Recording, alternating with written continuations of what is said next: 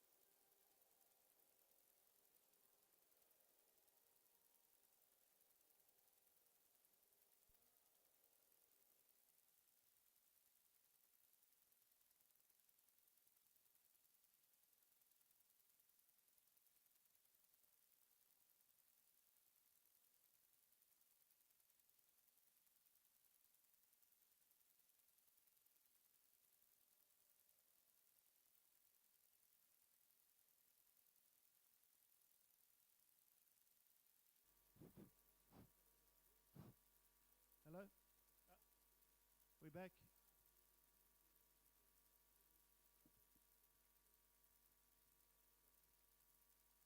Please can I ask everyone to make their way towards their seats. We can start our afternoon session.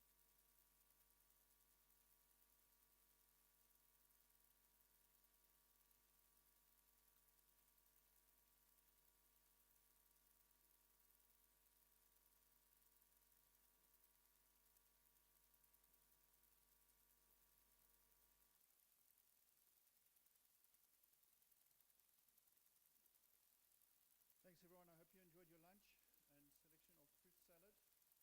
Hopefully most of that came from Zim. We have two more formalities. We've got another panel discussion, which we're about to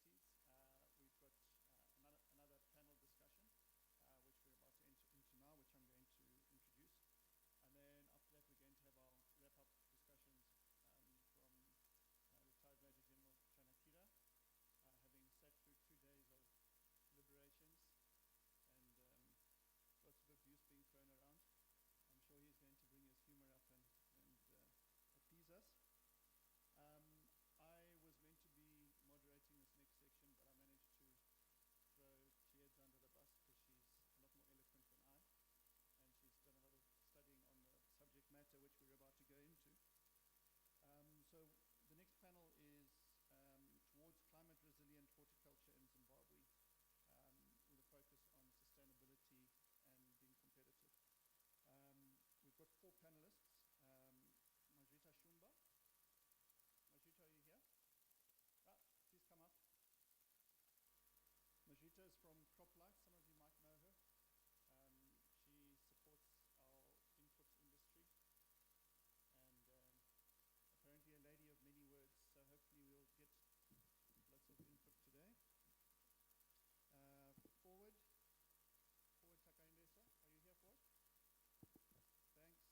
Thanks. Forward, you've got such a big CV. I don't know where you are at the moment. I know you've been at GMD, you've been with NGOs, so you can introduce yourself when you come up. Very experienced man. You're intimidating some of the other panelists by your presence. We've got one of the younger farmers, Mr. Stanley Herry.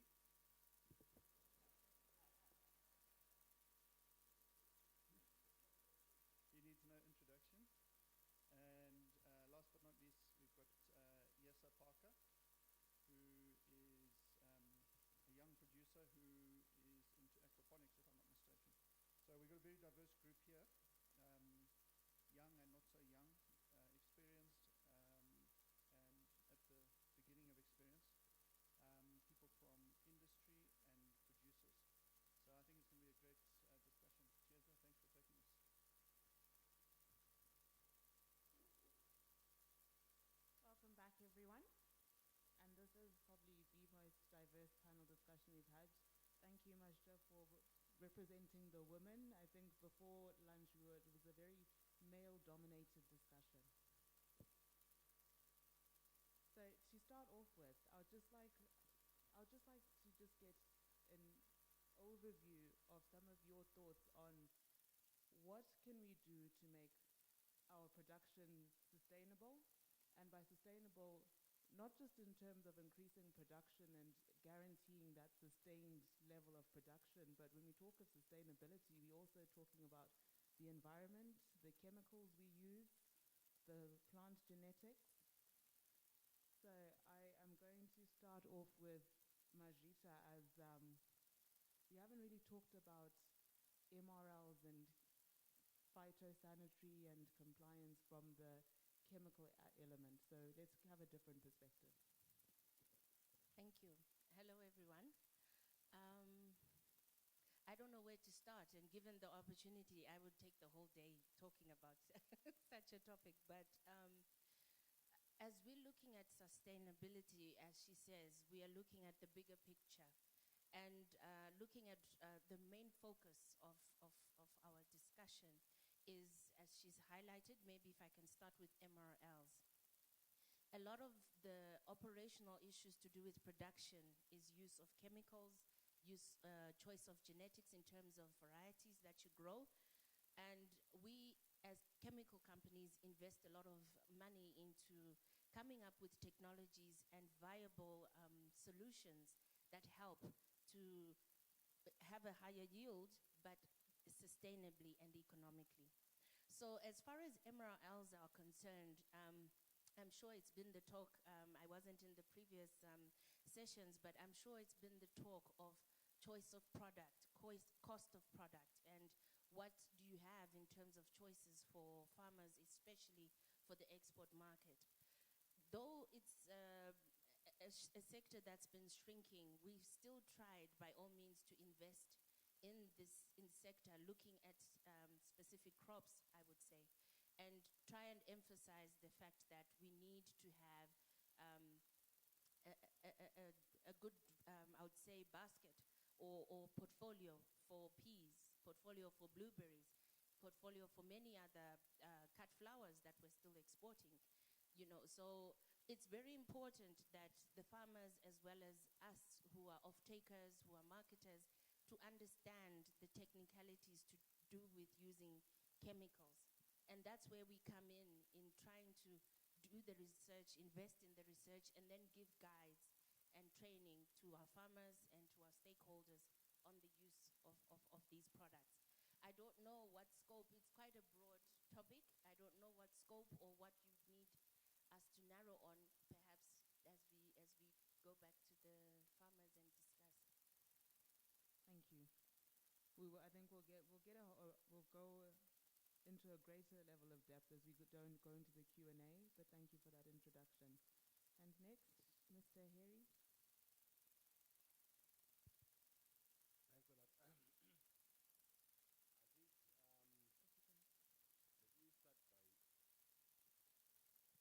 I think let me start by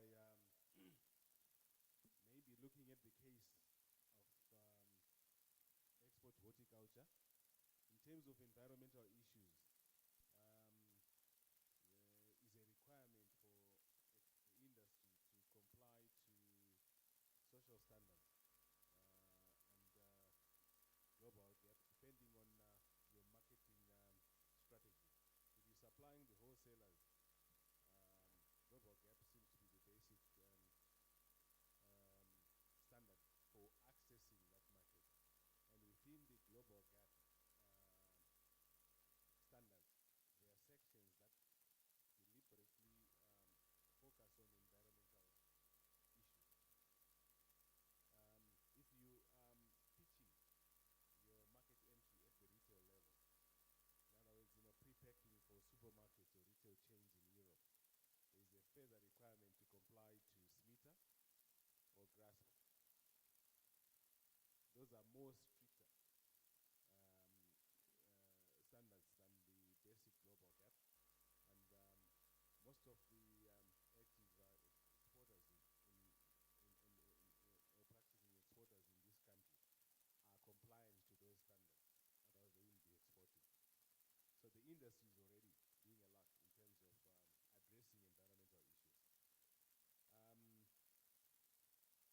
doing a lot in terms of addressing environmental issues. With regards to smart adopting, smart agricultural practices, I think I'll start by stating that the sector has been in isolation now for a long time in terms of keeping up to speed with R&D issues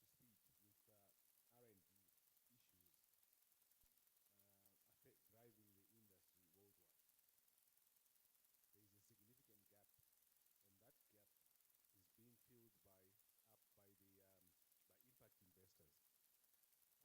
And in the case of the blueberry industry, the breeders are partnering with local producers, and in that partnership, the industry is benefiting in terms of adopting and accessing the latest R&D in those crops that seek to promote higher yield levels, mainly due to growers being empowered to manipulate the growing environment to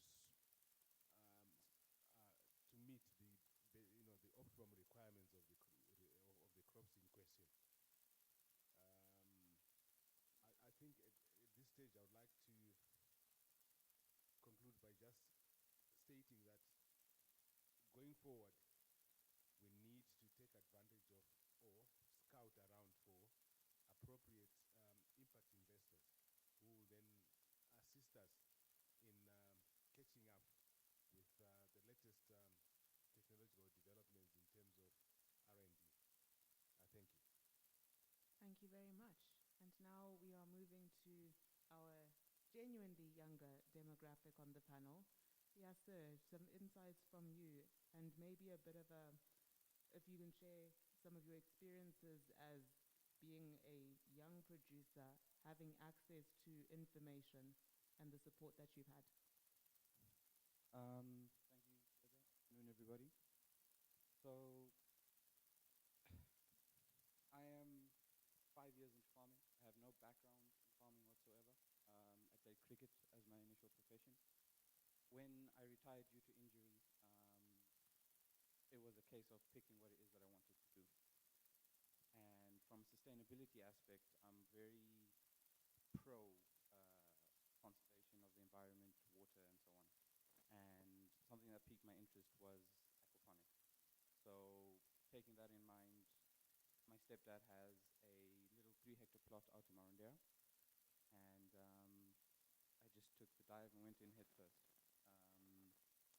So for those of you who don't know what aquaponics is, it's a combination of aquaculture, fish farming, and hydroponics. And we create a looped system, so we don't use any soil, and we hardly use any additives in terms of chemicals or fertilizers or anything like that. So we can be considered organic, although we're not certified organic, so I just prefer to use the term natural for the moment. We are working towards our organic certification with EcoCert. We're also working towards Global Gap. And just picking up from where Mr. Neri left off on technological advancement, it's probably the most sustainable form of agriculture known to man today, period. Where 90%, we use 90% less water than your traditional forms of farming. That's both hydroponics and aquaponics. Difference between aquaponics and hydroponics is we get two products. So we have our fish and we have our fresh produce as well. Fish takes you 6 months roughly until it's ready for market. During that period, you know, the fresh produce comes in, we can harvest weekly, daily, however it is you want to stagger your planting. When we started, I thought it was just a case of, you know, plant and off you go, markets is readily available. That wasn't the case. It's actually been to visit us in our early stages, and he saw what it is that we were doing. Unfortunately, we had to throw away about 4 tons of basil over a period of 3.5 months because there was no market for it whatsoever. And for somebody like me, fresh, coming into agriculture as a youth, I knew nothing about it, and there's hardly, you know, if you're not in it already with your family, or you know, you don't know somebody in the industry, it's hard to break in. You don't really know what's going on. You don't know where to start. You don't know who to go to. And I've lost a considerable amount of money, my own money, and unfortunately some of my family's, but they've been fairly understanding. So I think for the youth coming into it, we need a platform. We need somewhere where we can go and say, listen guys, this is what I want to do. Can you help us? And that's where the Federation of Young Farmers Clubs came in. I joined them, and that opened so many avenues for me. And since then, it's not been plain sailing, but it's been a heck of a lot better. That's just a little bit about me and what it is that I do. Thank you very much. Now, Mr. Ford, which hat shall you be wearing today? Or for this panel, shall I say? You've already worn one for the first one. Thank you very much, Shweta. I think from a sustainability point of view, a lot of work needs to be done. What I've realized from my experience in the industry is like what Mr. Harry has highlighted or has alluded to. Much of the sustainable initiatives or sustainability initiatives are skewed towards farmers, horticulture farmers that are wanting to export. And we are forgetting that we also have a sizable farmers that are not necessarily growing horticultural crops for export. So I strongly feel that that group is sidelined somehow because they are not producing to the standard of a certain market. So the market standards or the voluntary standards that we adhere to, these are standards that are set outside Zimbabwe. And internally, as long as you're producing your own crop and you want to sell it locally, nothing really governs how you're going to produce, the level of land degradation, chemical residues, how much chemical you're applying, are you following the PHIs and all that. So in terms of that, a lot of work needs to be done so that we can also skew our activities in terms of sustainable horticulture production towards those farmers that are producing for the local market. Thank you. Thank you very much for those brief introductions. So I have a question for you. It seems like from the presentation that we saw yesterday, and alluded to this morning, that we have a reduced amount of horticultural crops that we are growing. Is that potentially a concern to you as farmers, the lack of diversification in horticultural crops? It's definitely an issue of concern to the industry because most of the importers or buyers we supply to, in fact we refer to them as the PMOs, primary marketing organizations in Europe, they're pressuring us to broaden our we call them product lines. Basically, the types of crops that you are prepared to supply them on a year-round basis. Traditionally, we used to only target, specific windows of opportunity, but now the pressure on us is to supply and commit ourselves year-round. And the airlines, I think you heard it from Phil this morning, they're also adopting a similar attitude. They want a year-round commitment. Now, we're stuck in between a hard place and a rock now, because as farmers, viability is of primary concern. We cannot just grow a crop for the sake of growing it. You need a return, because at the end of the day, the bank manager will be saying, well, time up, pay up before he can roll over your facility. So I think this morning you saw me overemphasizing the issue of addressing the freight issue. It was again because of the threat of viability of exports. I honestly believe that with adoption of appropriate good agricultural practices, appropriate infrastructure designed to promote smart agriculture, we can mitigate ourselves against viability pressures by pushing up the yields, picking up varieties that genetically are bred to increase shelf life in the marketplace.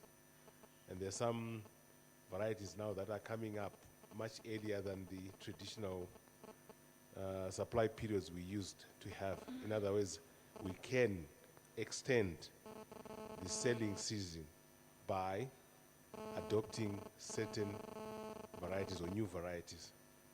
Then post-harvest handling is another area we can look at. Controlled atmosphere packaging is an issue we can look at. I always give the example of apples from South Africa. I know they harvested in South Africa for a period of less than 4 months, but guess what? We find them in the supermarket shelves here, year-round. How is South Africa doing it? During the peak season, they rip their crop, store it in controlled atmosphere, storage facilities, and release them into their markets on a year-round basis. Maybe it's an avenue we need to seriously look at. It's going to cost money, And for sure, it's up to either the industry and government to partner and come up with incentives that will encourage the industry to keep up with technological advancements overseas in order to enhance the competitiveness of our exports. I thank you. Thank you. So I'm going to pose a question, and it stems from a comment made in the earlier panel. And it's linked with, I think Mr. Simba mentioned something about farmers passing on and the person left with the land not having the knowledge to be able to keep the level of production. From the agrochemical side, I would want to hear from you, from CropLife. How do you disseminate, knowledge of new chemicals? How do you facilitate technology transfer? And is there perhaps challenges you face getting to smaller holder farmers, to farmers that are distributed differently in terms of communal, the old resettlement, the commercial? What are some of the challenges that you face there from the chemical side? And then from the three of you gentlemen, from the production side, where do you see the gaps, and how can we make the hub and spoke a reality?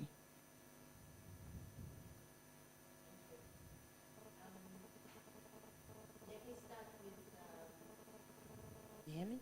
Okay. Let me start with, it's multi-sectoral, if I can start that way. Maybe let me start with the horticulture export farmers and then cascade to the local production. With the horticulture export farmers, most of them work with certain consultants, and I would say whoever their target market is normally has a very technical person they bring in routinely to look and evaluate at the production and guide them accordingly. Where CropLife comes in some instances, our member companies have such consultants as employees, and some are private consultants. With most of our member companies, they also have agronomists, like myself, who then routinely also have a certain clientele base that they visit regularly and help from the technical point of view on disease and pest management. As CropLife, we also have the added advantage or service that we offer a lot of those export farmers as far as training on safe use and handling of chemicals, as well as disposal.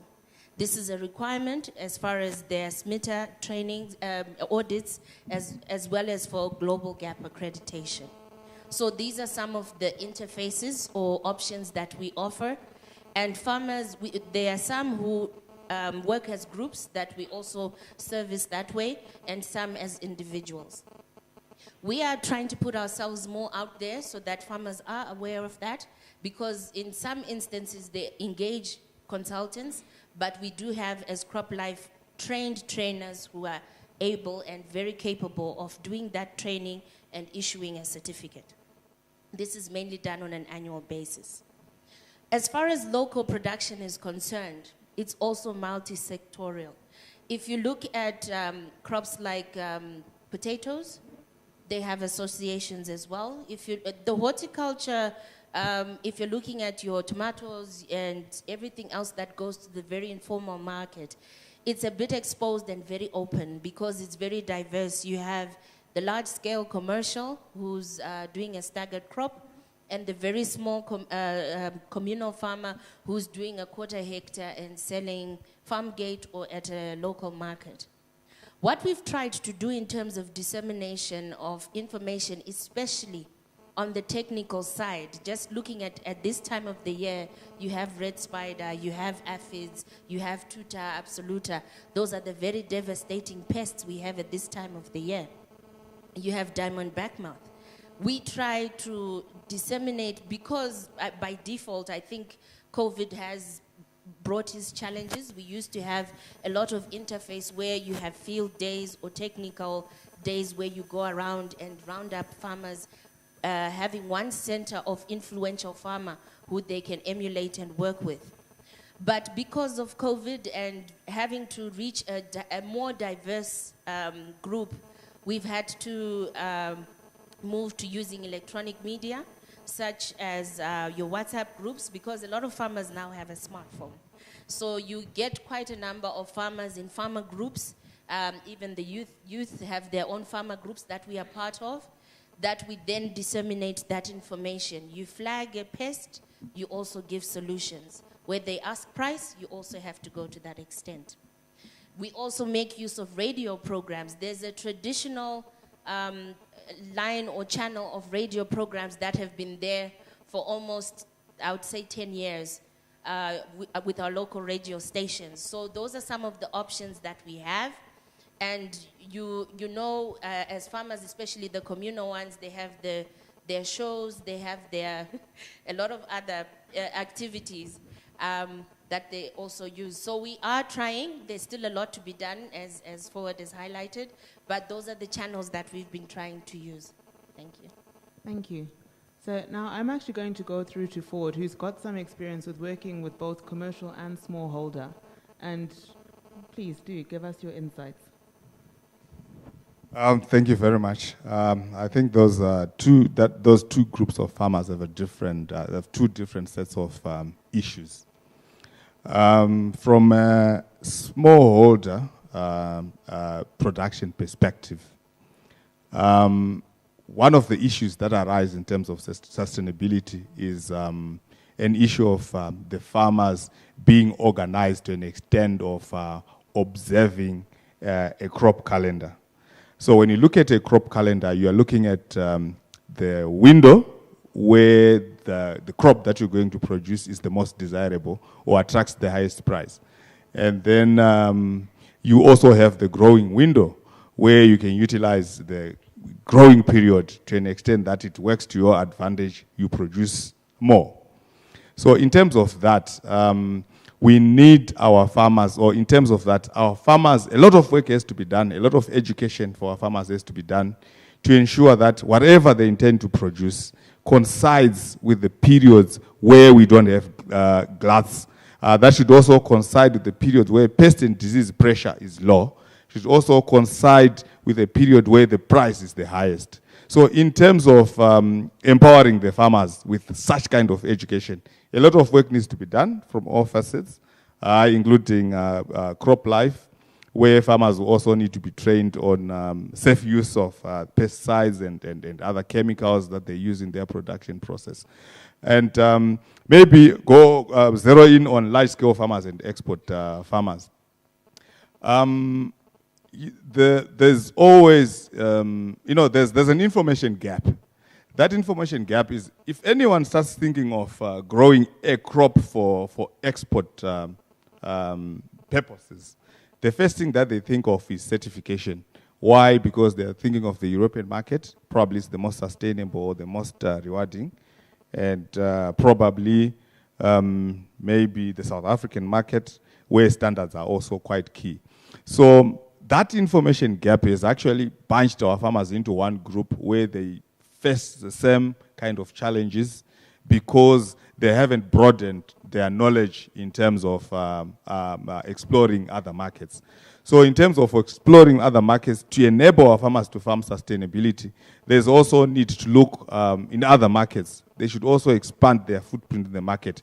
Look at the new technology that's coming on board so that it works to their advantage. A lot of farmers are crowding on one kind of a market that can easily take advantage of them. Thank you.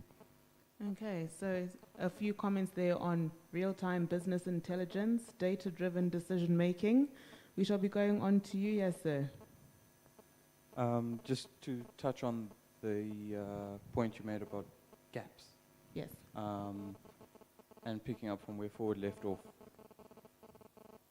I went in, like I mentioned before, thinking markets were readily available, and obviously it wasn't. But that being said, I had to take a step back, and I went in. Okay, export is the way to go. That's where the money is. Local market and regional markets are also just as good. If I'm not sure on regional markets if you need your global gap certification for it. but it's worth looking into. I know passion fruit farmer, forget which area he's in Zim, but he exports South Africa, Zambia, and Malawi, if I'm not mistaken. He hasn't even looked at Europe yet. And he's making it. He's doing really, really well. He's only got, I think, 3 hectares of passion fruit, which is still quite a lot. But, you know, he's tapped into that gap where most people are looking towards Europe. He went regional. And he's making a really good go of it and doing really well with it as well. I mentioned earlier that I had to dispose of 4 tons of basil when I started. And that was because I was looking straight to Europe or the Middle East. And I had a conversation with somebody, and they said, why don't you go down south? And I ended up doing that, and that's where majority of my chives, coriander, and parsley is going at the moment. And, you know, it pays not as well, but I'm still able to make a decent living out of it and survive. So there are those gaps. And if people can pay more attention to those, I mean, it would be easier to start off that way and then work your way up towards Europe. Yeah, that's just my take on it. Thank you. Okay. And do you have any words to add? On crop chemicals, a list of approved chemicals are provided to exporters by their importing agents. And that list, there have been 2 developments regarding, lists from importers. Firstly, there's been a move away from the highly toxic chemicals towards the softer chemicals. Then secondly, there's been a strong movement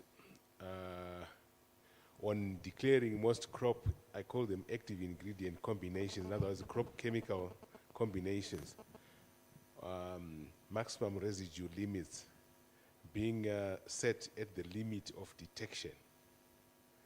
What that means to in layman is you shouldn't touch that chemical, because if you use it on your export produce and is detected in the marketplace, you'll be barred from exporting into that market. Now, as a sector, we are confronted now with a challenge of, maybe before I go there, the chemicals that are being phased out for obvious reasons are being replaced with new chemicals. And those new chemicals, the challenge we face in this country is it's taking far too long for those new chemicals to be registered in this country. Why? Because the chemical companies that normally have a franchise to import these chemicals and place them on the Zimbabwean market, as long as they perceive that the market is still small for that product in this country, there is no incentive for them to carry out the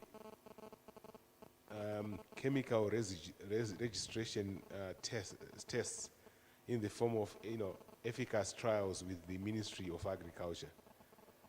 And the period that we need for those registrations to be effected under normal circumstances is a minimum of 3 seasons trial data.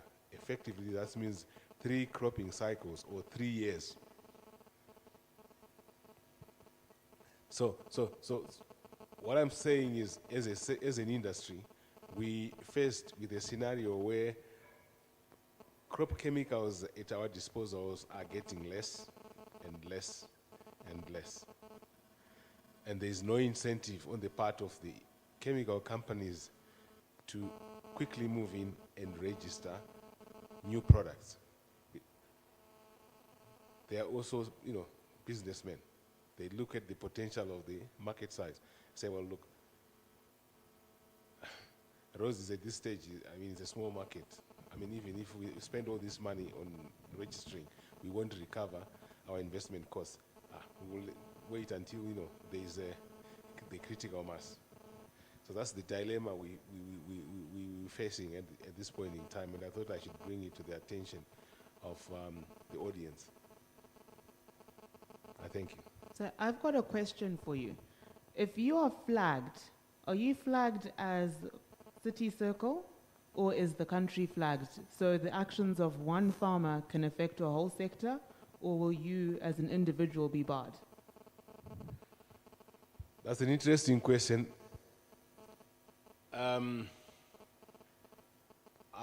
In response, I want to refer you to the case of Kenya. Hello? Yep, Yeah, fine. I want to refer you to the case of Kenya. Only one, I think there were a few consignments of, the Kenya beans that were caught in the UK with excessive maximum residue chemicals. And the result was an outright ban of imports of, fine beans from Kenya until a due diligence exercise was carried out with assistance from Kole CP on crop active ingredients that are authorized for use in Kenya. So the ripple effects are serious. In other words, one farmer's action can get the entire industry or country flagged. This is where our brand name as Zimbabwe needs to be protected. So today we're coming together as individuals to grow the sector, but generally, when it comes to business, it's every man for himself. And I'm just going to have a quick comment before I open it up to the floor. What happens now, and this is open to anyone, when I'm not exporting, I'm your neighbor, why should I care about the chemicals that you cannot use when I'm only supporting the local market? Glyphosate is cheaper, more efficient, more effective. Why should I? What's to stop me from using a chemical in the field next to yours? If I could come in there. Yes, I'm a businessman and it's my business. But at the same time, as he has highlighted, what you do out there is a footprint, a reflection of the rest of the country. Because you then bring that mistrust or what else is happening and that farmers are getting away with. So we are also our brother's keeper, and we have to be accountable, especially as far as chemical usage is concerned, because you cannot run away from a residue that is detected, whether you used it or not. It's pure evidence that it's there. So you're out there, I'm not. Why should I care? Well, besides the fact that we're putting a bad name for Zimbabwe out there, what we had a very lovely meal in just less than an hour ago. How much of that are we consuming as ourselves as individuals?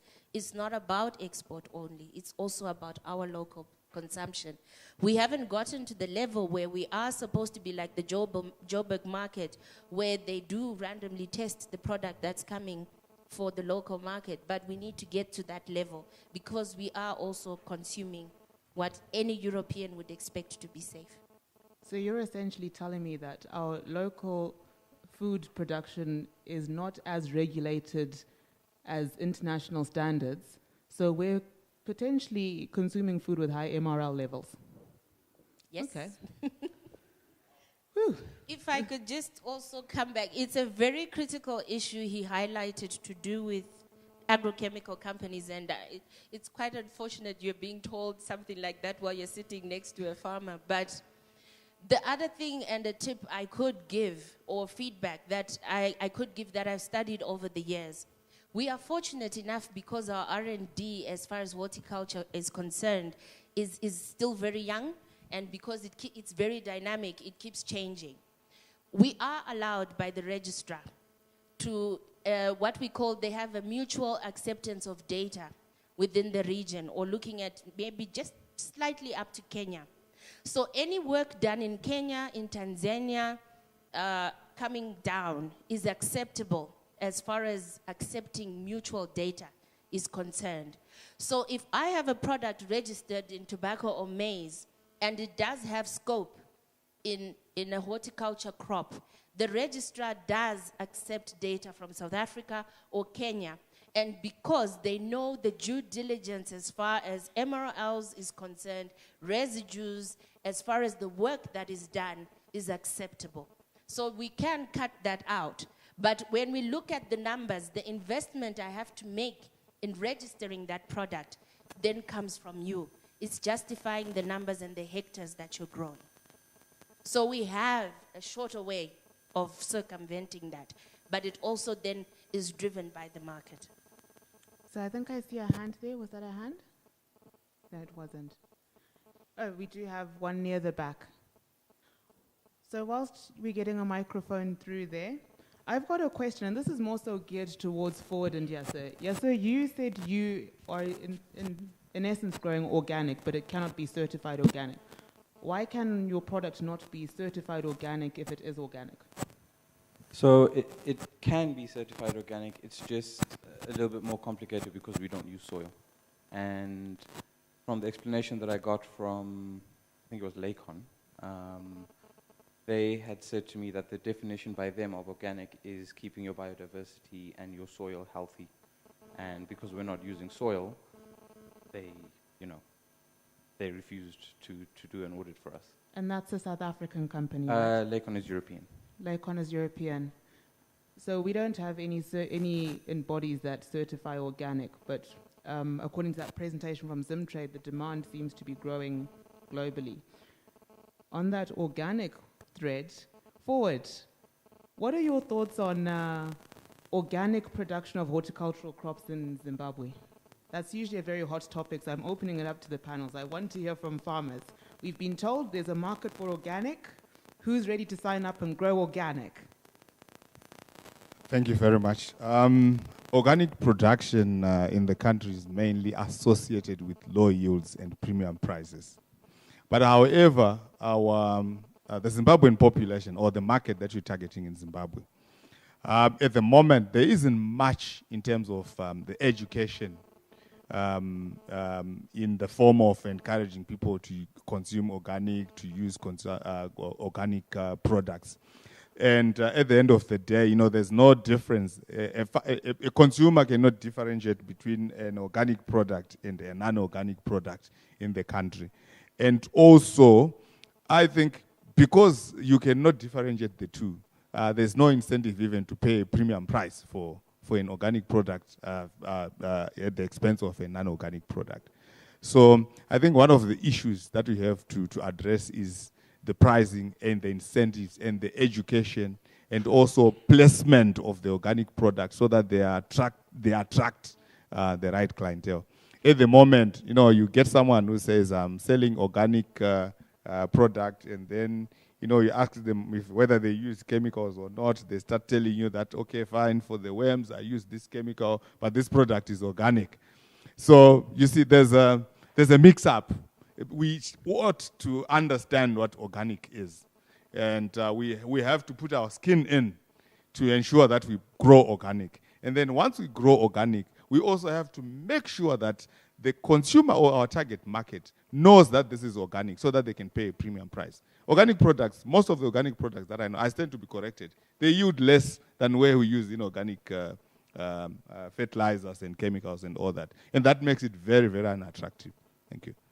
Okay, so just another farmer perspective. We don't have anyone from the floor. Mr. Harry, what are your thoughts on organic?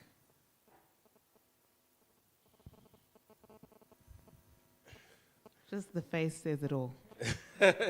On the export front, I've looked at Europe. With all due respect, I've not seen a significant, difference in the prices. And as Forward says, it's a numbers game. You can't grow and export a crop at a loss because of low yields. Okay. So we had a question from the floor.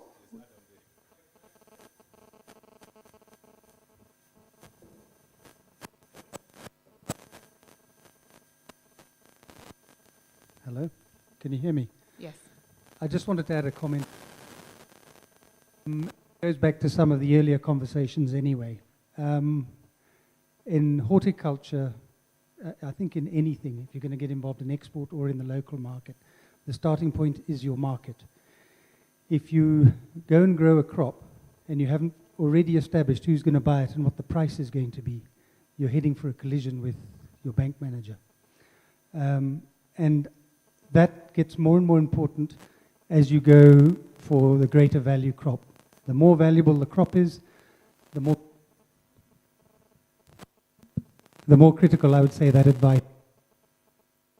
I would not go into an organic supply into a foreign market, definitely, unless my customer said so, and unless that crop was well suited to being grown organically. And there's many crops that people attempted to go and grow, which are, in this climate, very unsuited to organic production. And you'll pay for it in yield, and you won't see it in the price. Okay, thank you. And there was another hand, the gentleman from EcoBank there. Okay, thank you. Thank you. I wanted to comment on the issue of horticultural products, whether we are consuming ones with accepted chemical levels from the farm's produce. So I think my comment would be, the first one would be to say, having a platform like this where we have a council that deals with horticultural farmers, the questions that are coming in through are a true reflection on the need on us to initiate some action research with regards to some of the issues that we are asking questions on. I'm basing this on the fact that we said we would not only need to focus on the problems that we encounter. So I think if I'm to probe on us, it's an opportunity for us to say, maybe it will be the first of its own kind to say as in Horticultural Council, some of the things that we can come up, maybe with surveys that we can do on ourselves to say, whatever crop that we produce, what are the chemical levels that are in those crops? So with the help of the likes of the panel that we have who are knowledgeable on that area, it gives us room to engage them. We start with a sampling from within ourselves, then we are able to answer on that one. Then on the second one, that is to do with organic and inorganic farming. I think we need to strike a balance now between the two, because from a business point of view, organic farming, quite good, and also mixed up, as you are saying. We also need to determine profitability of doing such. If we are to consider, let's say you are farming on 500 hectares piece of land, it's very difficult to apply organic means on that, or it can be costly compared to the inorganic ways that we are doing. But however, I think from the inorganic methods that we're discussing, the need also exists that we then have to determine whether our produce is of the quality that is expected health-wise, then we are good to go. Thank you. Thank you. So that was more of a comment. We don't have any questions. I am going to pose another question. Ms. Rumba, would you possibly know? Oh, sorry. Yes, we have another hand. Yeah, mine asking maybe the panelists on the climate changes. How do you see the changes in the climate affecting horticulture? And also, my other one is on renewable energy, in terms of energy, solar, maybe, looking at maybe irrigation or supported by solar. I just want maybe the panelists maybe to try and comment on that. Thank you.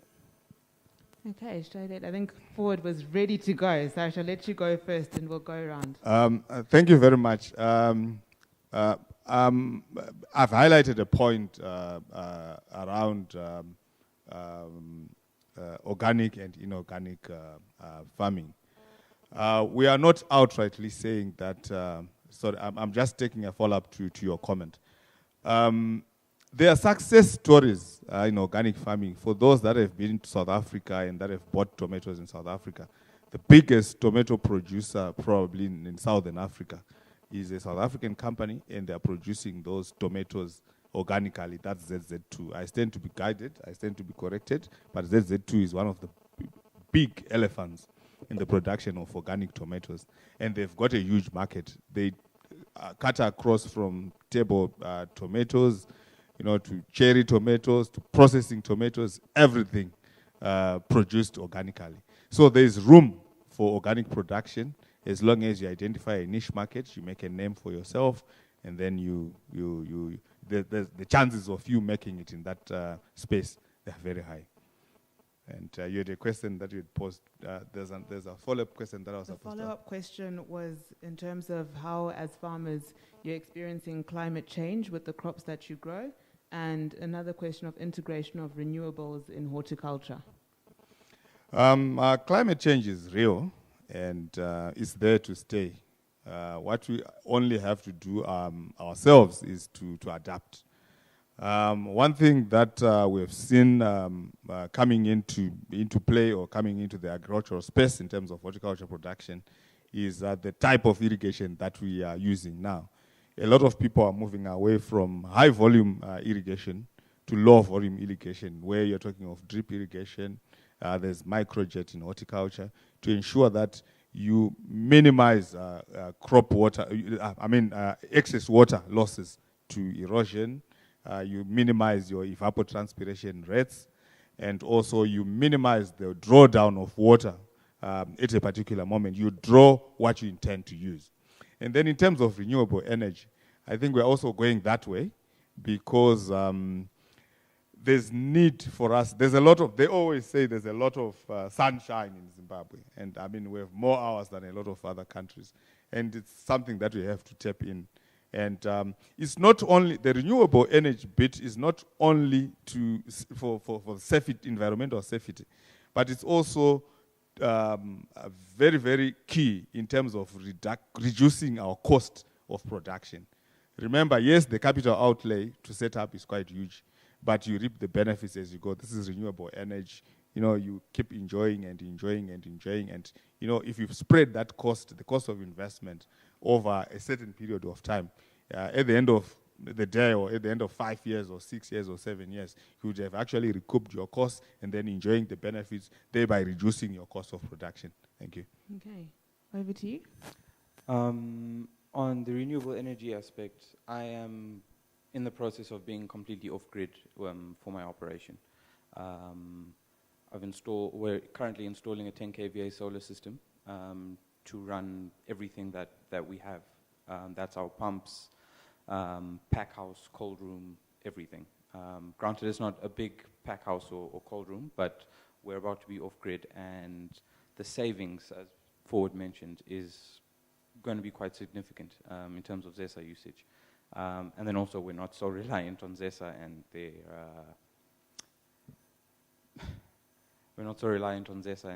their production of electricity, so to say. What was the other part of the second question was more so on climate change, but I guess as you grow in a controlled environment, it's not as adaptive. Correct. So the climate for us still plays a part, but it's not such a big issue for us. Reason being is come winter time, I heat my water, and that keeps my root zone temperature quite well. We actually did a trial this past summer, and we were able to grow peppers, chilies, tomatoes in winter in Marondera, just because we managed to control our root zone temperature. It was just a trial. I didn't know if it was going to work or not, but lo and behold, it worked. Come summertime, our temperatures in our greenhouse get quite high. We've since installed a fogging system, and I'm able to grow. I've currently got sugar snap peas in at the moment, funnily enough, and it grows. However, that's not viable for an aquaponic system. You need quite a large system. But I can grow herbs all year round, no problem whatsoever, be it coriander, chives, basil. I've grown thyme and rosemary as well. I've got a couple of time plants in there that are approaching 2 years now, and I've been able to harvest all year at least once a week from that same plant. So adapting to what's happening with climate change is so important, and technology is our best friend at the moment, especially in agriculture. I'm not sure for the soil-based farmers how much they've adapted in terms of technology, but for what it is that I do, technology has, you know, given me the ability to grow almost anything all year round with no glitches whatsoever. Thanks. Thank you. Now, from the soil-based farmer perspective. All right. I agree with Forward. I think there's a way forward. We need to adapt. And as farmers, I think there are two strategies that we are employing. One, through R&D. New varieties are being developed, and production is also increasingly being put under protected structures such as greenhouses and tunnels, where farmers can manipulate the growing environment.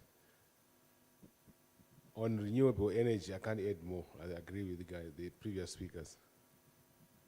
And then from a slightly different perspective. Thank you. From the chemical side, as far as developing and adapting to the changes, I'm sure you all know there are several conventions run on an annual basis where certain actives are flagged. In Europe, products such as imidacloprid, quite a number. I just thought of imidacloprid right now, but they've been flagged, and we've only been given a very short timeline for farmers to be able to use them and come up with replacements. So these conventions, or where a product is then flagged as a highly hazardous substance or pesticide, it's based on a lot of factors or technical issues that they look at, which could be harmful to us humans, harmful to bees, harmful to the environment. So when such things happen, we as R&D companies have to be very proactive and come up with alternatives, maybe looking at a 5-year type of plan. So we are very much receptive, because the regulators then just ban a product and give us a phase out maybe of 2 seasons, and we have to come up with alternatives. So we do have pipeline alternatives, and we're actually working on a project presently with the Ministry of Agriculture and FAO to come up with alternatives for some of these products that have already been flagged. I know I talk too much, but there's so much to say. But as far as bee safety, a lot of the companies who are proactive are actually looking at, because especially with horticulture, bees are pollination, and that's your yield. So we are actually also advocating a lot for the safer, softer products that will be able to be friendly to the bees and be able to sustainably continue that type of production. And as far as an addition, apart from what we call organic products, we are also registering a lot of biologics. A lot of chemical companies that deal with synthetic products are coming up with biologics, which are living organisms that are being used for crop protection. So I'm sure you've seen some coming up, and more will be coming up. That's also our way of being sustainable and looking at climate change. So everyone keeps saying R&D, and adaptation. So theoretically, it all sounds nice, but how easy is it to adapt? And my understanding is research is expensive.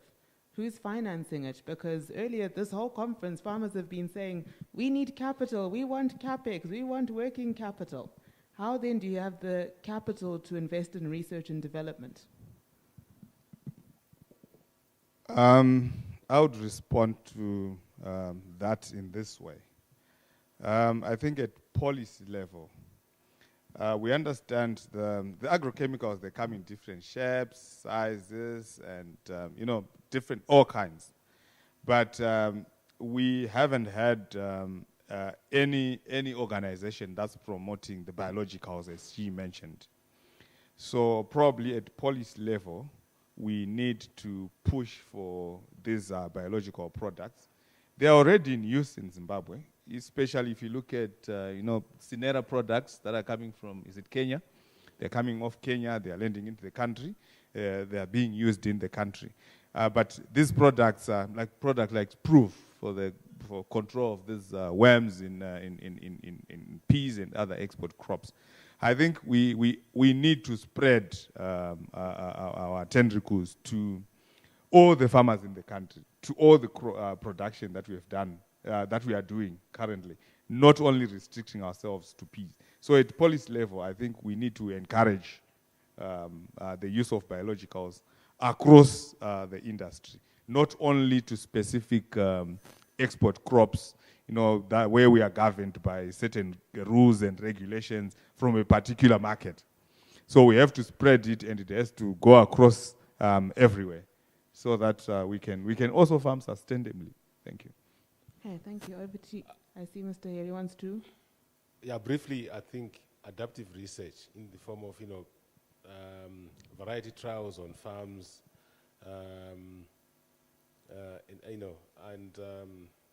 we're talking of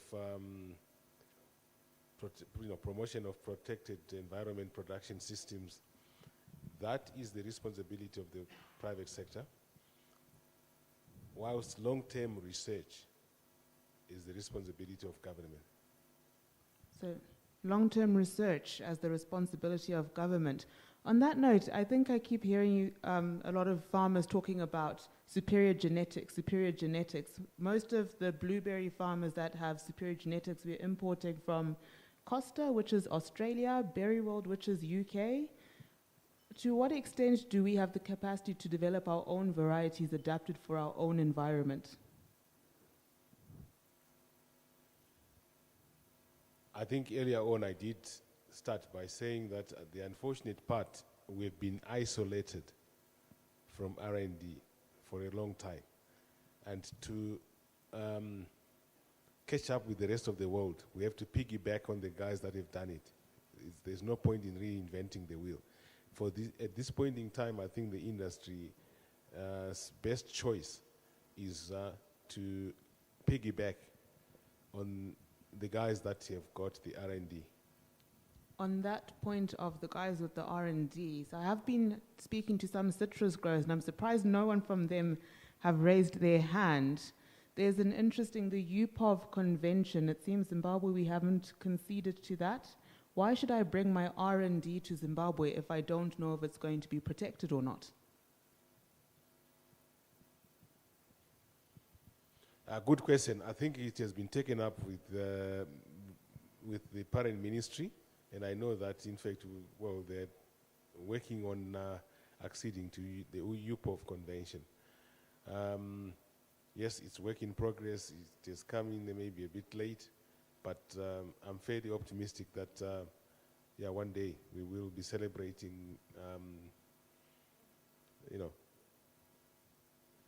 Yes, John. We've got Mr. Perry from the citrus. I've poked the bear.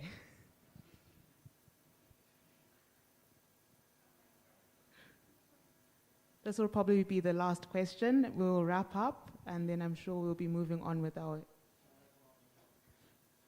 I really poked the bear. Yes. Coming through.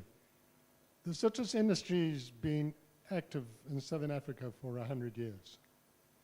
There's been an organization that was outspan, and they developed an R&D department. And that was carried out by the then government at that stage. In 1998, there was a dramatic change in the marketing of citrus, and the market was opened up, and Outspan lost its monopoly, and the research was at risk of being lost. End result was that you had the Citrus Growers Association of Southern Africa developed. Southern Africa included Mozambique, Zimbabwe, Swaziland, the SADC region in rough. What then developed from that is the Citrus Research International. And if I could say something, this is probably the greatest asset that the citrus industry has, is this institute, I suppose, which is the Citrus Research International. And their brief is to ensure that the citrus industry stays at the forefront of export in the world. Citrus is probably has the worst record for the number of pests and diseases that we have got to make sure doesn't happen. And I smiled when you were asking about what basically sells your fruit. And we've got two ladies up front there, and I say, when you go shopping, what do you look? If you see an orange with spots on it, do you pick it up? Or the orange that doesn't have spots on it, you pick that one up. So it's the aesthetics that people look at, and that is what happens. And that's what the citrus industry, well, CRI has done for the citrus industry. But this has been going on for years, and it's able to do it because citrus production in Southern Africa is at 96,000 hectares. There's a big bank there of support, and every farmer who exports, in South Africa it is legislated you will pay a levy, which is R1.30 a 15 kg carton. In Zimbabwe, we encourage our citrus growers to pay that levy to the CGA.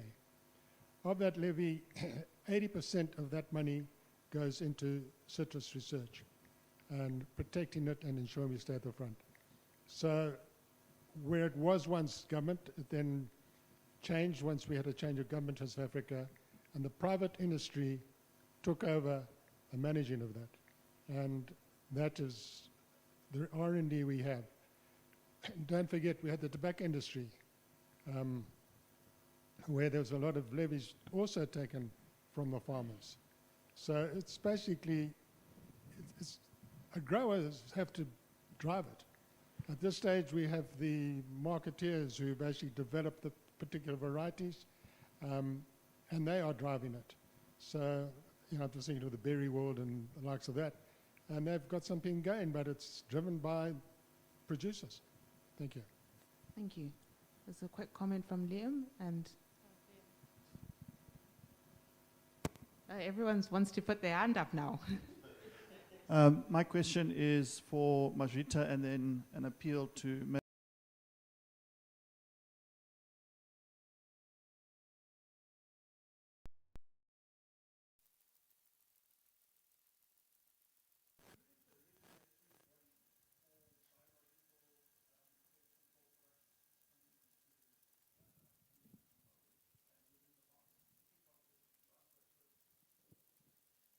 It's actually a topic that's very close to our hearts that we've been engaging the government on.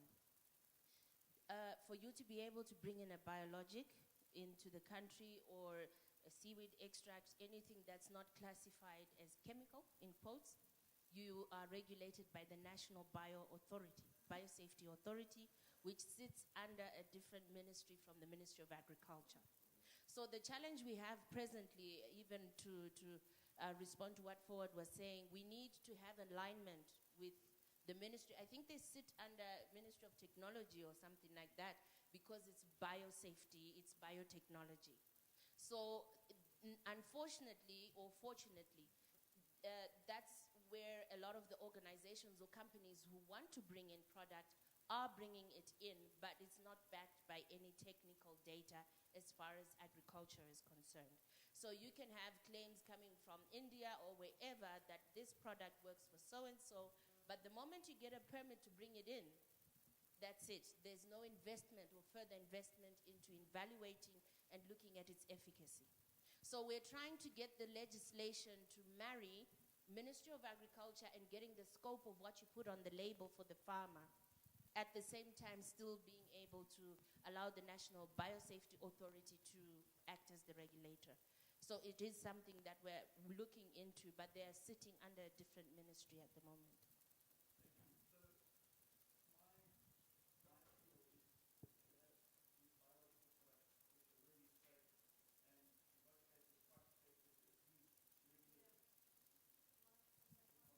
Hello? Okay. So my appeal is, and what I would like to see as a producer is farmers, all farmers, having access to biological products at an affordable price. Too often we have red tape which ties up registrations of products. We spoke earlier, one of the panelists was talking, I think it was forward, about access to biological products and how we've got to transform and change our mindset. We have to move with what the market wants.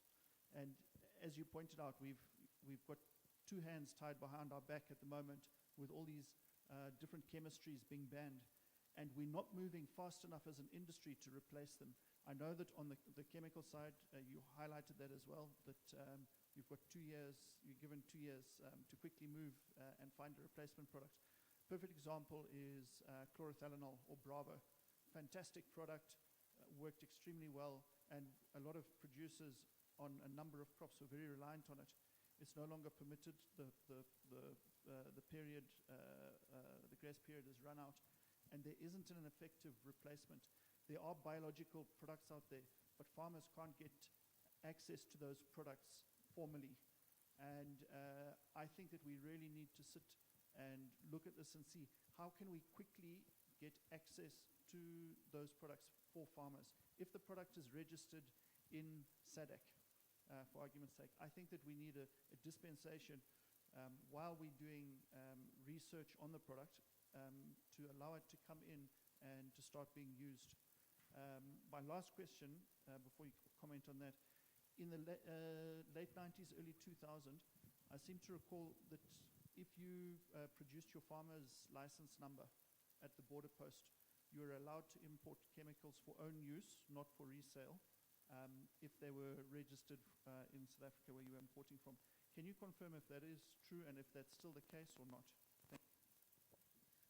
If I could start with the biologics, as I've highlighted, that they're sitting under the National Biosafety Authority as far as being able to be brought into the country. But the engagement we have at the moment with the Ministry of Agriculture is to try and have that link where there is some level of development and understanding and scope of use of those products in horticulture crops.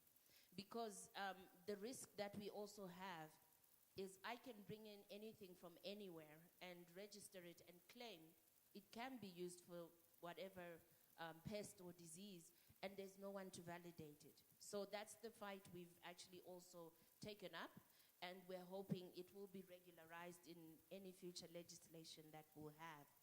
That, unfortunately, because of the nature of research, might take time. But we are cognizant of your concerns and highlights. And what I would perhaps also recommend is that we continue the engagement. I am representing, I'm the interim chairperson representing CropLife, which is the agrochemical companies, but we also have the same agrochemical companies that are dealing with biologics. So you have the platform to have the dialogue, and we need to continue that dialogue. Then the last question to do with importation, we've had serious challenges with that, but according to the law, in order for you to be able to import volumes that perhaps are significant, you need an import permit. However, if you are going to bring in a liter or two at the border, I do know it does happen. You can declare and say this is for my use. But there has been abuse of that benefit. So you get sometimes them closing those options or to farmers and will only allow you to bring in by virtue of an import permit.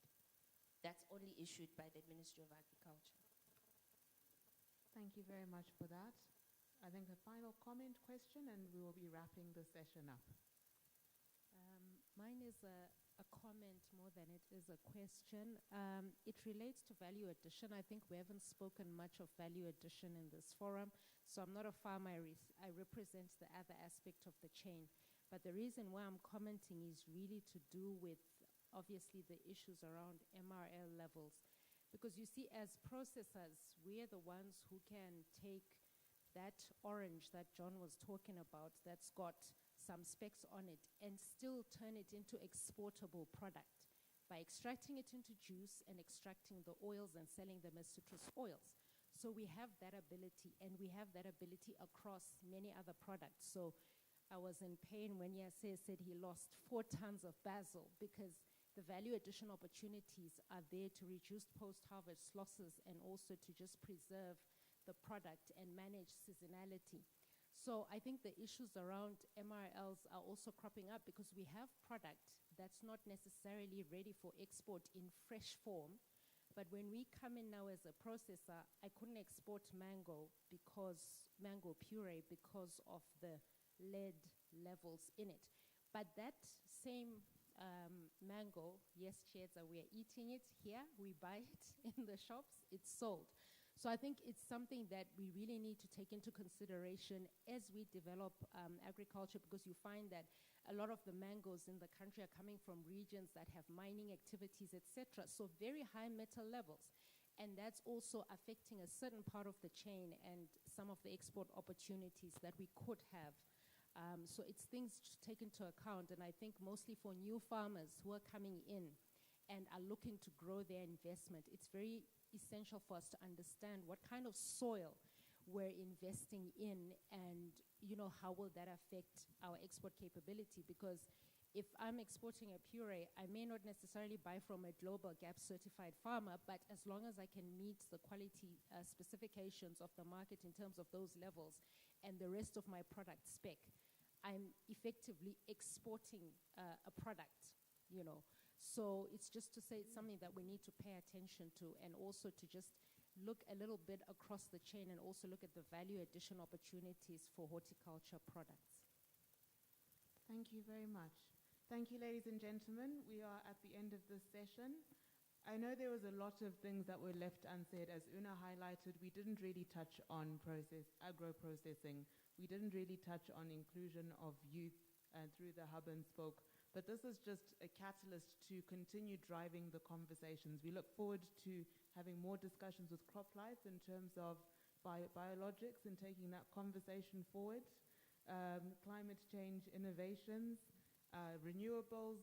There's a lot to take from this session. I thoroughly enjoyed it. I hope you have. Thank you to this lovely, insightful panel for sharing their experiences and enriching our understanding of certain elements.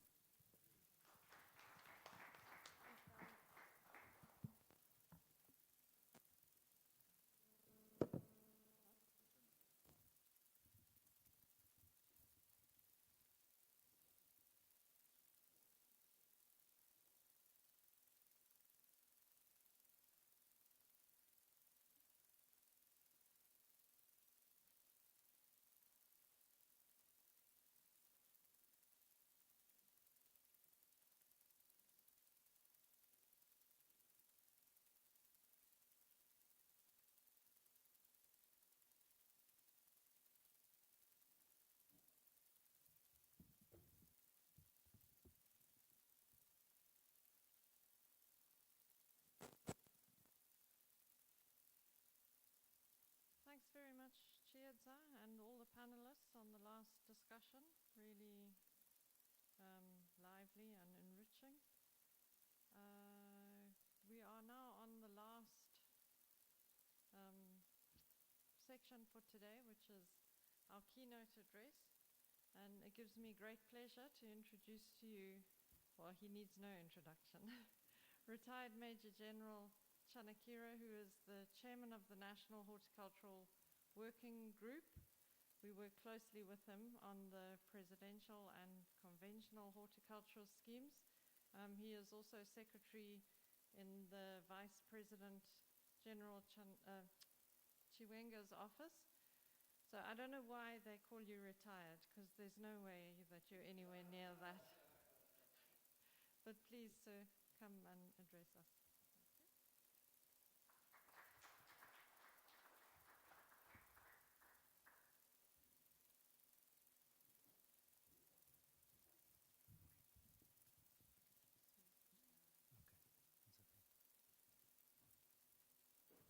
Right, thank you very much, Linda. Allow me to begin with by saying all protocol observed. We have now come to the end of our two-day workshop, and it is time to look at what we've been doing over the 2 days and what needs to come out of it. In the course of the workshop, somebody came to me and said, you know what, these workshops many of the times it's just a lot of talk, talk, talk. After they are gone, it's finished. I do hope this is not going to be the case with this particular workshop. It has been a great opportunity, and I wish to congratulate the HDC for organizing this workshop so that we're able to exchange ideas with a view to coming up with practical solutions to the challenges which we may be experiencing, of course, with the goal of recovering our horticulture sector, but not only recovering it, but growing it beyond even what it has ever been before. Throughout the discussions, yes, there was much talk about challenges, but there was also equally much talk about the opportunities which are available if we get our act together so that we are able to grow this sector to its full potential. It is something which can be done, and it is only us who can do it. Nobody else is going to do it for us. It is better for us to look at where we want to go and remain focused on that. Whatever obstacles there are should never make us lose sight of where we want to take this sector. So may I appeal to all of us that yes, challenges, they are there, and they will always be there. I think the key is that we need to be creative and innovative enough to come up with ways of how we can overcome those challenges so that we reach our desired goals. There are several issues which have been mentioned as key challenges. Among them is the issue of logistics as it relates to transportation, both in terms of the freight rates as well as the facilities for storages of some of the fresh produce. This morning, there was quite some discussion on the freight rates, and most of the players involved were here, but I did not manage to hear exactly how and why ours is $2.20 per kg, when in the region others are at $1.80 per kg. We were told that there are several players who make up that $2.20, but we were not told out of those several each one's share of that $2.20, so that we could realistically look at it to say, is it all the components which are above regional, or perhaps it's only a few, so that we can be able to start addressing the problem more methodically. I believe it is something which we still need to do. It was mentioned that perhaps if we increase our volumes, we could be able to overcome that particular challenge. I'm not very sure, because a lot depends on whether your freight cost is a variable or a fixed cost.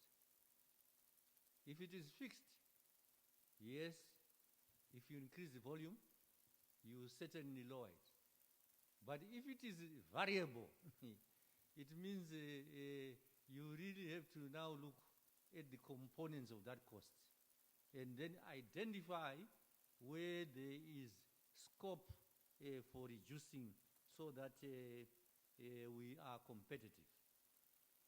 On the logistics as well, being key in us accessing the export markets, there was a discussion of us having to consider alternative routes to those which we are currently using. There was my mention of Beira, but there was also mention of some challenges which are at Beira, that is shallow.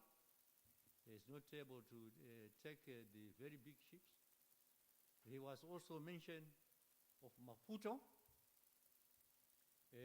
which could be an alternative, but for us, it would also come with us having to revive the rail route through Rutenga, which would require some cold chain facilities for our horticultural produce. I think that is quite a possibility. I am aware that with respect to the port of Maputo, the government of Mozambique has entered into an agreement. I think some of you know the DP World, which is based in Dubai, which is a big logistics company, well experienced with that kind of job of establishing, improving traffic management through ports. And about last month, we were in Dubai. There were some discussions with DP World, who, in addition to the contract which they already have, are willing to look at the possibility of opening up the routes which would feed into Maputo as a port for exports. There was also discussion along the logistics of what Air Zimbabwe is doing, planning to convert one or two of its planes into freighters, and we heard that that would perhaps become a reality next year. We do hope that when it comes, it will not only be a case of us using our own national carrier, but that it will come with the expected reduction in freight costs, which we are all looking at. We had also a discussion about the trend, where there is a trend of moving from air freight to shipping. But there was also discussion to the end that it also depends on the type of products which we are looking at. And the key to me is that we need to look at how we can collaborate, working together as a team, so that, first of all, we produce quality products in large quantities, which we are able to quickly take to market. I am sure that if we put our minds together, we should be able to come up with viable solutions which will overcome this challenge. And what it requires it requires us to collaborate as a team,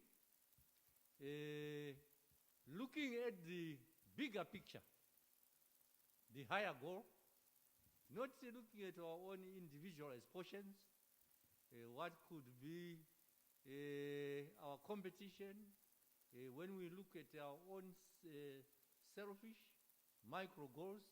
If we do that, we will never be able to get it right. We need to really have team spirit and come together, come up with actionable, real solutions to our problems.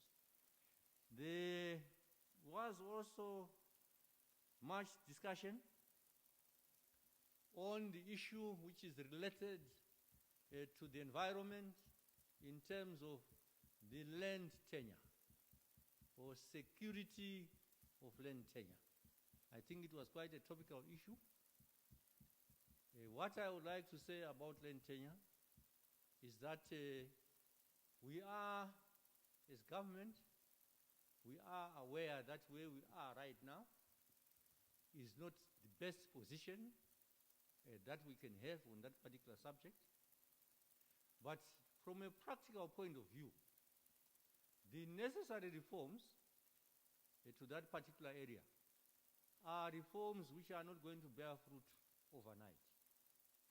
It is going to be a process which is going to take a bit of time before we get to where we are all satisfied.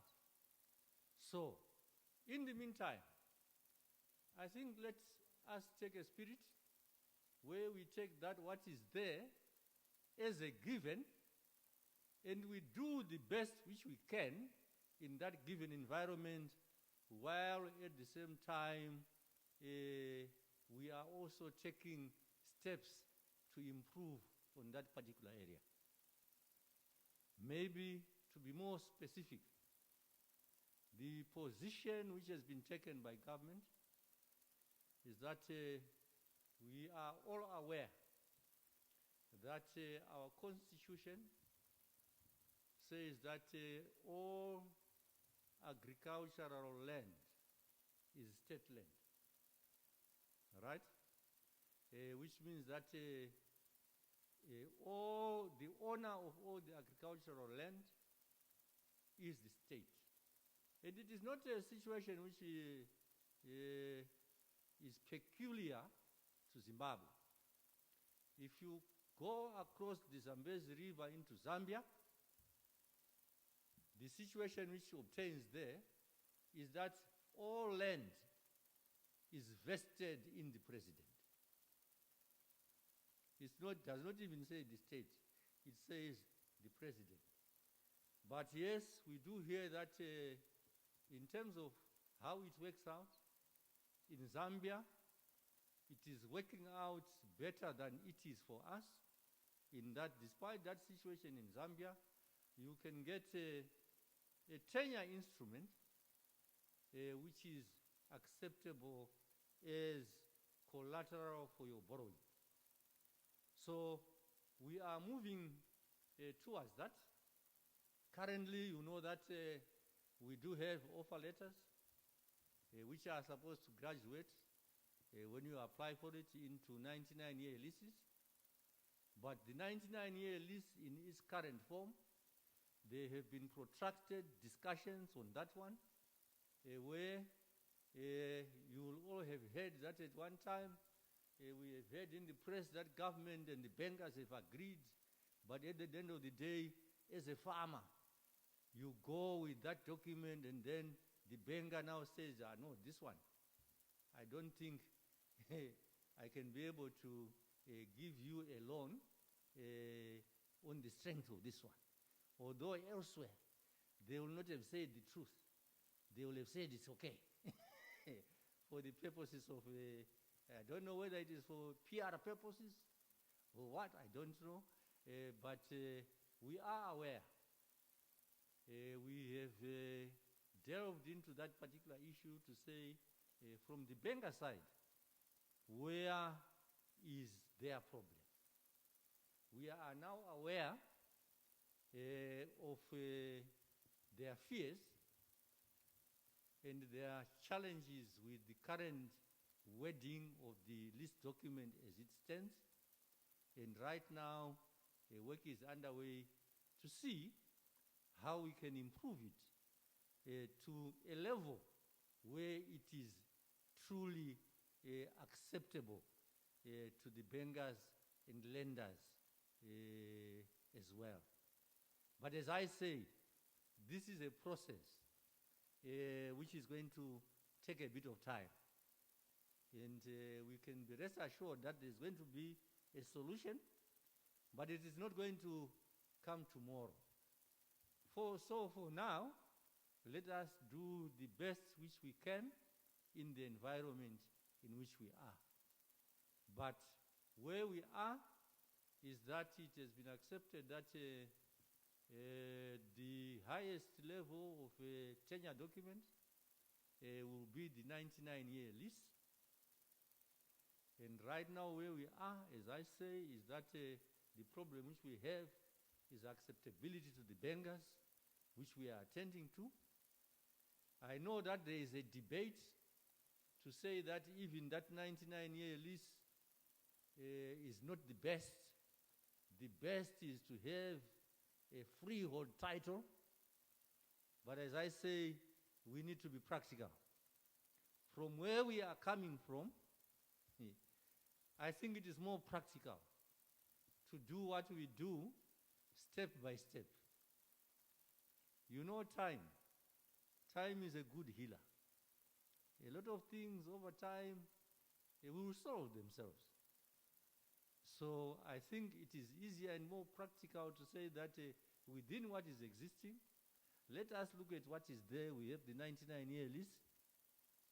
It is certainly going to be easier to say, let's improve that one, than where we are right now to say, no, straight away, let's go back to freehold title.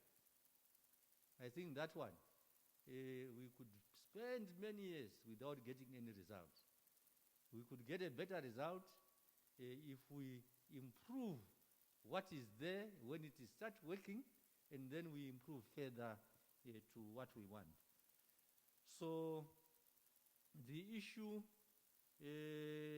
of tenure, what I can say is being addressed for the time being through the route of the 99-year lease.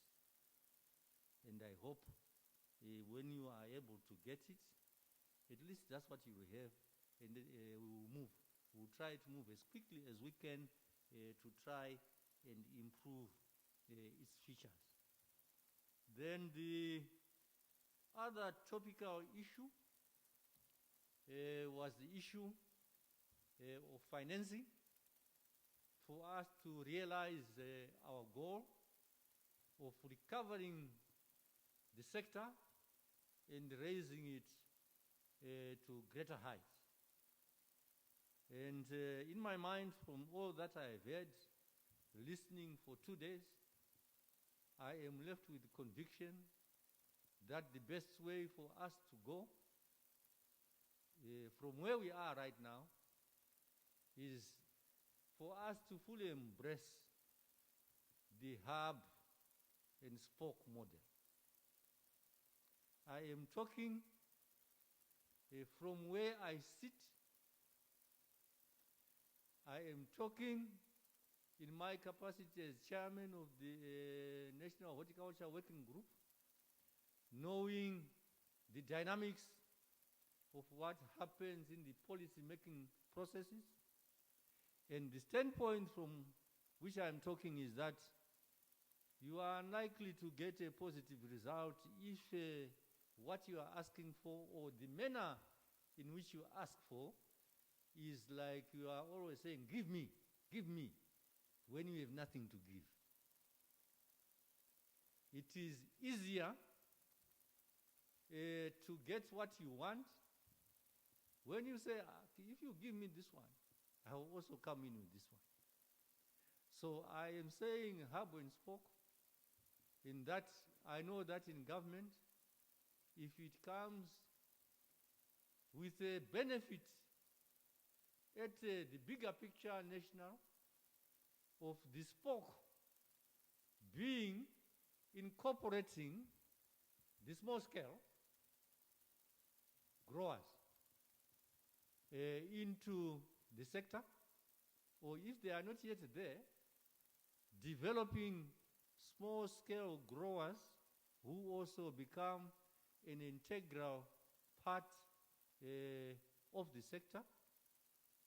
It then may become easier, in my view, to say, in order to promote this incorporation of the small-scale growers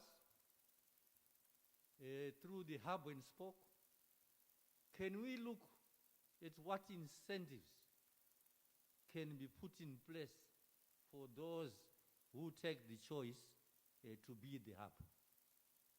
So this is the context in which I am recommending that we fully embrace the hub and spoke model as a way forward, as the means in which we are going to increase our volumes and also enhance the inclusivity of the sector as a whole.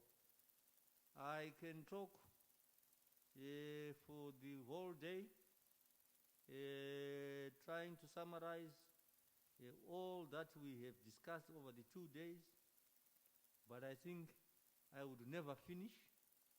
I would like to end by saying that, in my view, these which I've isolated are the key issues which we need to work on, and that we should continue in the same spirit of collaboration, and together we will find the solutions to our problems. Let us not be limited by only that which we have had has been used elsewhere. Let us be creative and innovative enough so that we can also come up with a situation where the whole world will say, this one is a model which first worked in Zimbabwe. And I believe working together as a team, we can achieve it. Thank you.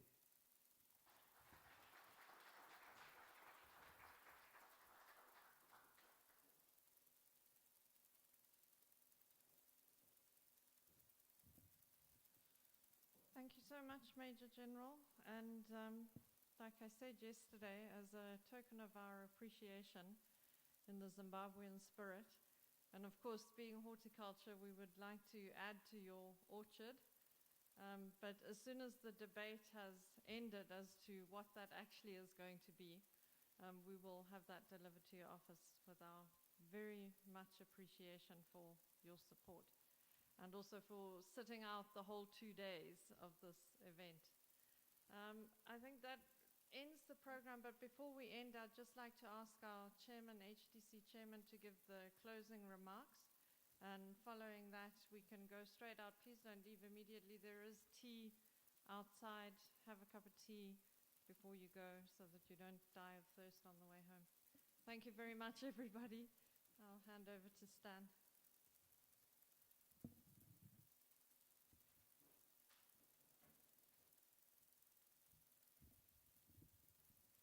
Many thanks, Linda. I'll be very brief because in the interest of saving time, I know it's a Friday and we all need now to dash back home. Firstly, on behalf of the board of HDC, I'd like to register our appreciation of the company of retired General Chanakira.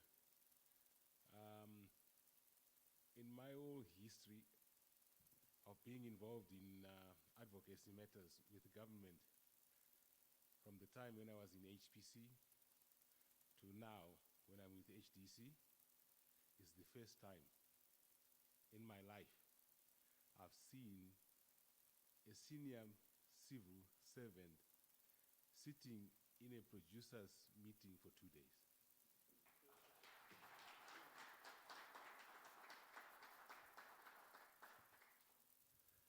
That I take with great pride.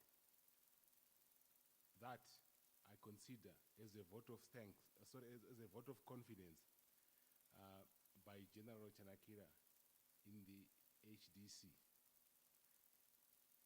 General, I promise you all the resolutions that have been arrived at this forum will be aggressively pursued by the HDC. We committed to our vision to see the industry grow. And I know with your support, and I know with the support of government, it's possible. The sky is the limit. I would like at this stage to thank Linda and her team for putting this together. If you had asked me a month ago, I didn't believe we were going to make it, quite honestly. But with all due respect, I even spoke to Brian, one of my board members, before he left. He said, these girls have exceeded our expectations. And I'd like to call for a round of applause for Linda and her team.